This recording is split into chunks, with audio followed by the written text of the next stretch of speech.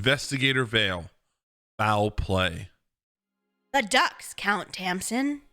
Investigator Vale proclaimed as she rolled away from the burly noble.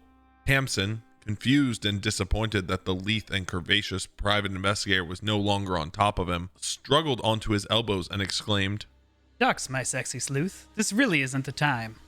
Vale leapt from the bed, wrapping the silk sheet around her and leaving the Count alone and exposed. Oh, this is the perfect time. I finally figured out what's been going on in your estate. Mysterious deaths? Tasman covered himself ineffectively with a pillow.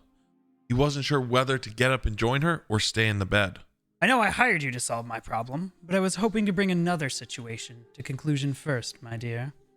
The craving is no longer upon me, Count Tamsin. I have other fowl to pluck, as it were. The Count, now as angry as he was embarrassed, was having a problem keeping his voice down. What are you talking about, Vale? Speak plainly. Plainly? I never speak anything but.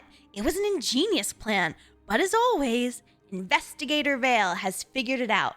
Vale, my patience, like your craving, is wearing thin. Vale smiled and sat by the window, letting the breeze flow through her long raven hair. Your game warden, Gelatar Nari. Every one of the deaths I investigated occurred shortly after the victims finished a meal of roast duck. Duck provided generously by Nari.